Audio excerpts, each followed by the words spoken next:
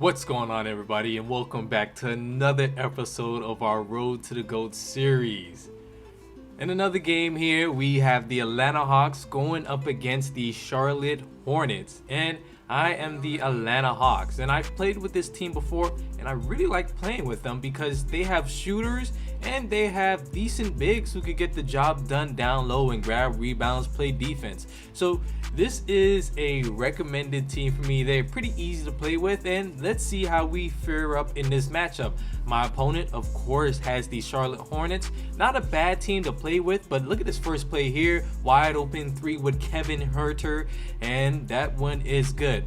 So yeah, the Hornets aren't a bad team, but at this point, when I was playing this game, LaMelo Ball was still injured, so he is not on the roster. But I like the Hornets too, but the thing that they lack in is the size at the small position, like at point guard or shooting guard. You have Devontae Graham, Terry Rozier. LaMelo Ball is pretty tall, and then you also have Curtis Martin, but that at the point guard and shooting guard position, they aren't really big, so it's easier. If you're going up against this team, it's going to be a little bit easy to take advantage of those guards. So Clint Capella going to work down low. That's what we like to see, and that's why I like playing with the Atlanta Hawks, is that because Clint Capella is also a decent center on this game. John Collins gets the basket scored over him, and this is a guy, John Collins, who could dunk the ball pretty well. So whenever we need points, and he could give, or wherever he could give points, I'll take it. And remember, the Hawks have a pretty decent bench too. They picked up, or they added Lou Williams, and they also have DeAndre Hunter. So I'm telling you, when this Hawks team is pretty good, and they've even made the playoffs, so you know, props to Nate McMillan and the GM and the staff at Atlanta for putting this team together and getting them into the playoffs. And Trae Young, talk about Trae Young, another one of my favorite 2K players to play with. He can score so easily, and I didn't really think or really thought that it would be so easy to score with the rim at him, but it really is. And the fact that he can shoot the three ball pretty good as well makes it a lot more deadlier to play with the Atlanta Hawks. So first quarter winding down, the score is 13-19. We're just going to work the ball around my opponent. He's in a man-to-man defense, which is surprising. I don't think he played zone all game. Trae Young, three-pointer at the top of the key, can't get it to go. John Collins is there to put it back up and in.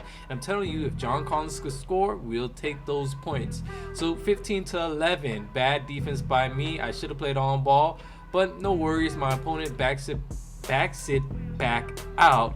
And there's about 10 seconds remaining in the first quarter. And this was my mistake. I played way too aggressive with on-ball defense, and it was leading to a lot of easy blow-bys for my opponents, and he got way too many easy layups.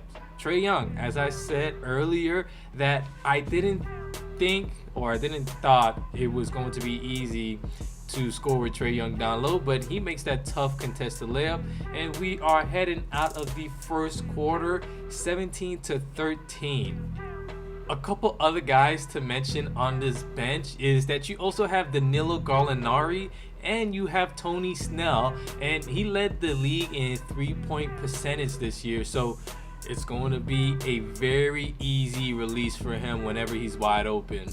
So 17-15, the second unit in the second quarter didn't really play too well. We couldn't score, and my opponent was getting easy looks at the rim and just taking advantage of me. And we kind of had to bring in the starters a bit earlier than I wanted to.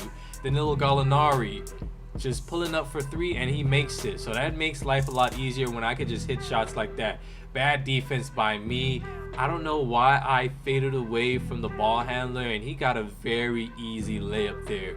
My opponent game plan wasn't anything special at all. I think he didn't even make any changes in the menu, and he was just taking me to work, especially in that second quarter. He has taken the lead now, and that's another area, or one area, that the Atlanta Hawks is going to struggle in, and that is on defense. Their guys do not have the best defensive attributes, and it definitely shows in past videos and will show in this video as well, but we could easily make adjustments to hide that their defensive attributes is not as high as I would like it to be.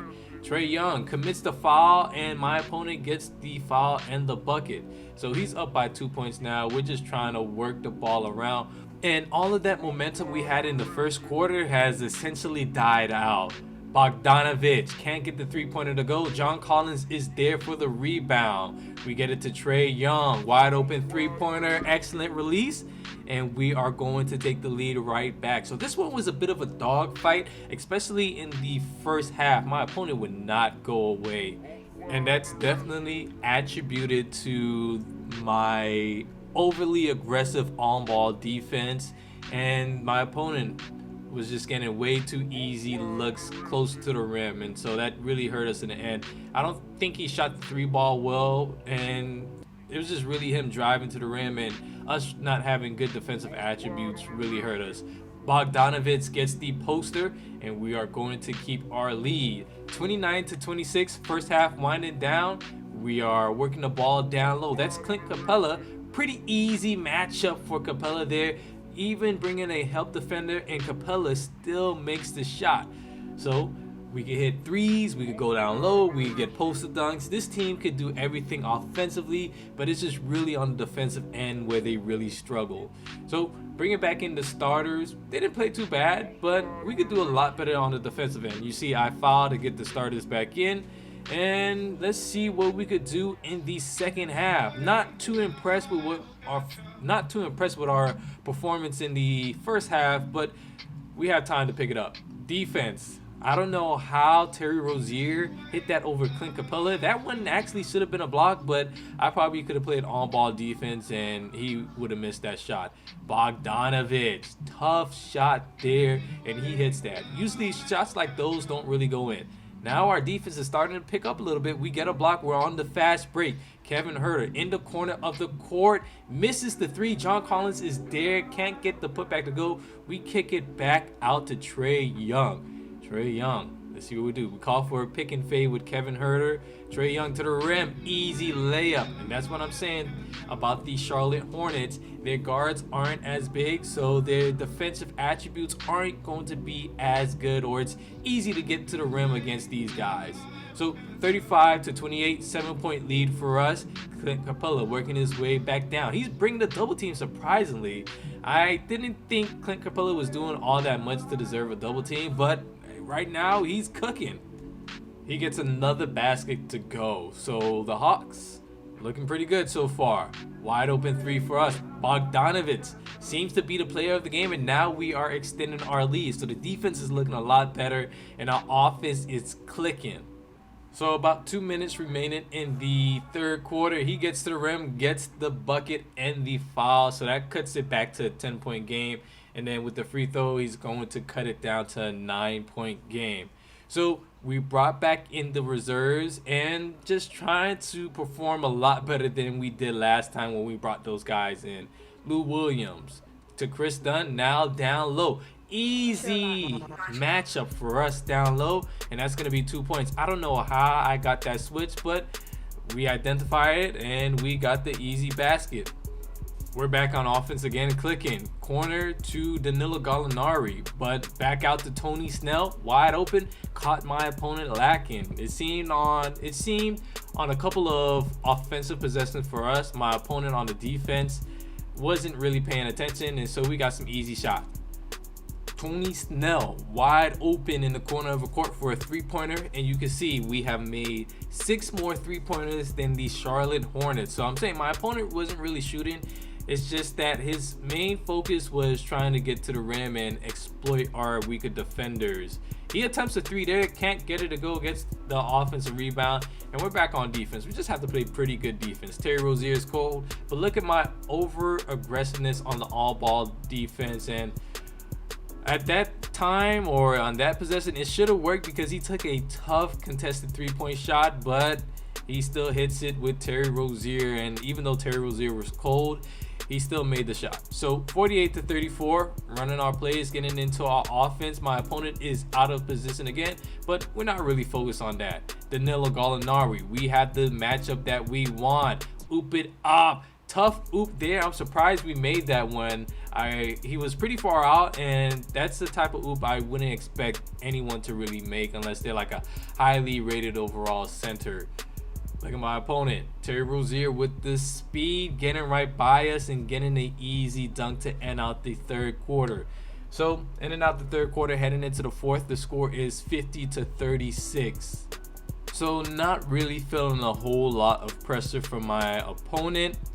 I mean, it's the fourth quarter. We really can't mess this up, but who knows? His defense could just go from 0 to 100 real quick, and then we end up scoring no points in the game or in that fourth quarter, and he ties it up and sends us to overtime. So I doubt that would happen, but you never know. We still have our reserve guys mixed in with some starters, and Terry Rozier is back to being cold again. Look at my on-ball defense jumping for no reason, but center is down low, and we're not able to pick up that defensive board, and he gets another basket. Lou Williams, haven't called his name a lot in this video, but he stops, pops, and pulls up for three and hits the shot. So now we have a 20-point lead with about a minute remaining in the fourth quarter.